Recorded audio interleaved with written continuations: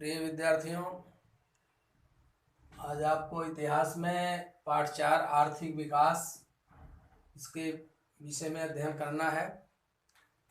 इसमें आपको पंचवर्षीय योजनाओं के विषय में जानकारी प्राप्त करना है। इसके पहले के वीडियो में आपने मिश्रित अर्थव्यवस्था और पंचवर्षीय योजना के उद्देश्य इसकी जानकारी प्राप्त की थी। आज आपको प्रथम पंचवर्षीय योजना, द्वितीय पंचवर्षीय योजना, तृतीय पंचवर्षीय योजना, चौथी पंचवर्षीय योजना इनके कार्यक्रम के विषय में जानकारी प्राप्त करना है। प्रथम पंचवर्षीय योजना 1951 में शुरू हुई। 5 वर्ष के लिए योजना बनाई गई थी, 51 से 56 तक।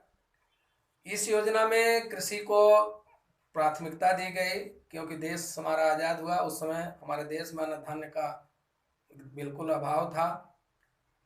और इसके साथ ही साथ जो है खेती के साथ साथ सामाजिक विकास, सिंचाई, बाढ़ नियंत्रण, ऊर्जा संसाधन, ग्रामीण एवं लघु उद्योग, बड़े उद्योग, खनिज संसाधन, परिवहन, संचार, शिक्षा, स्वास्थ्य सभी मुद्दों पर ध्यान देना था। सभी कार्यक्रम को इसमें शामिल किया गया क्योंकि उस समय हमारे देश में इनमें से कोई भी सुविधा प्रमुख रूप से मौजूद नहीं थी। तो ऐसे में सबकी नींव डालना था, लेकिन ज़्यादातर प्राथमिकता इसमें कृषि को दे दी गई। तो पहली पंचवर्षीय योजना 51 से 56 के तक जो रही, इसमें कृषि प्रधान व्यवस्था जो थी इसमें अपनाई गई। इसमें कार्यक्रम तमाम अपनाए गए, लेकिन कृषि को प्राथमिकता दी गई। दूसरी जो पंचवर्षीय योजना 1956 से 61 5 वर्षों के लिए बनी हुई थी योजना। पहली पंचवर्षीय योजना में खेती को प्राथमिकता दी गई, लेकिन दूसरी पंचवर्षीय योजना में उद्योग धंधों को, कल कारखानों को स्थापित करने का लक्ष्य रखा गया। इसमें पश्चिम बंगाल में दुर्गापुर, छत्तीसगढ़ इसमें जो है छत्तीसगढ़ में भिलाई और उड़ीसा में राउरकेला में इस्पात कारखाने स्थापित किए गए। सिंदरी का कारखाना झारखंड में, और इसमें आपका पेरम्बूर तमिलनाडु में रेल के डिब्बे बनाने का काम, और विशाखापट्टनम आंध्र प्रदेश में जहाज निर्माण का कारखाना स्थापित किया गया। और इन सब उद्योगों को केंद्र सरकार ने सार्वजनिक क्षेत्र के अंतर्गत इनकी शुरुआत की, किसी प्राइवेट सेक्टर को नहीं दिया है। खुद सरकार ने इसको अपने अधीन लेकर के सार्वजनिक क्षेत्र में इसकी शुरुआत किया।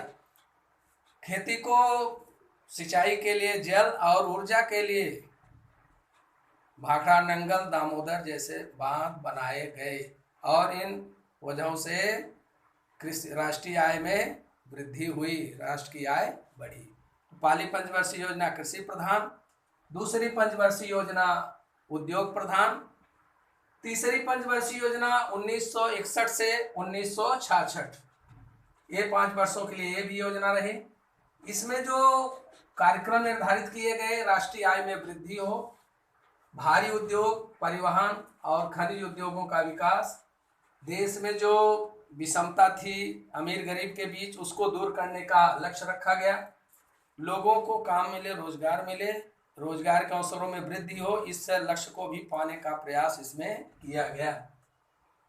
तीसरी पंचवर्षीय योजना 66 में खत्म हुई। इसके बाद 3 साल के लिए एक वर्ष की योजना बनाई गई, और उस समय उस योजना में भारत चीन युद्ध, भारत पाकिस्तान युद्ध और अकाल संकट, इन सब समस्याओं से जो देश को आर्थिक नुकसान हुआ, जूझना पड़ा, उन सब समस्याओं का इसमें बोझ जो है पड़ा, और देश की अर्थव्यवस्था को भी इसका बोझ सहन करना पड़ा।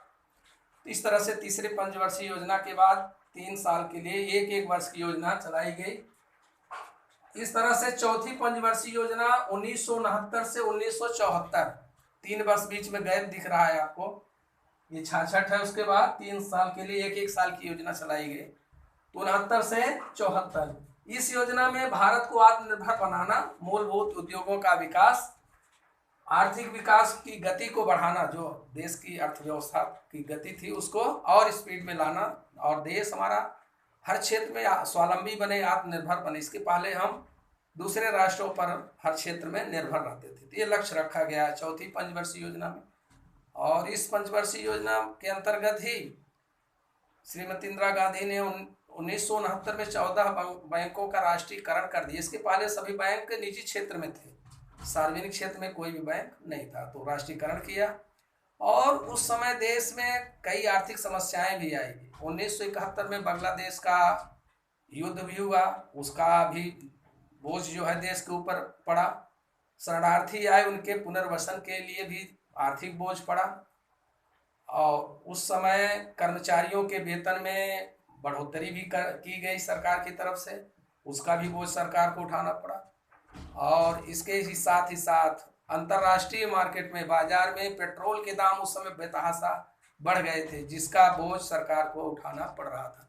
इन सब आर्थिक समस्याओं से सरकार के ऊपर बहुत बोझ आया, जिससे कार्यक्रम और नीतियां चालू करने में बहुत दिक्कतें आई। तो चौथी पंचवर्षीय योजना में कुछ महत्वपूर्ण निर्णय लिए गए, लेकिन उस समय परेशानियां भी काफ़ी आई थी।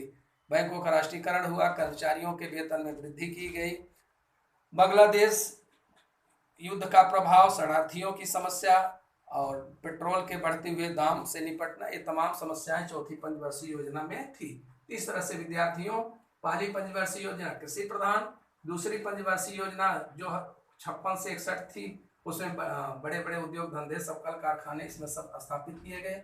तीसरी में जो है राष्ट्रीय आय में वृद्धि, उद्योग पर ध्यान दिया गया। चौथी पंचवर्षीय योजना में भी लक्ष्य जो रखा गया और उसमें काम भी हुए, लेकिन उस समय देश के सामने कई समस्याएं भी आई। इस तरह से आज हमने पहली से चौथी पंचवर्षीय योजना के कार्यक्रम नीतियों का अध्ययन किया। आज का पठन पाठन कार्य यहीं पर समाप्त होता है। गृह कार्य आप लिखेंगे और पढ़ेंगे। धन्यवाद।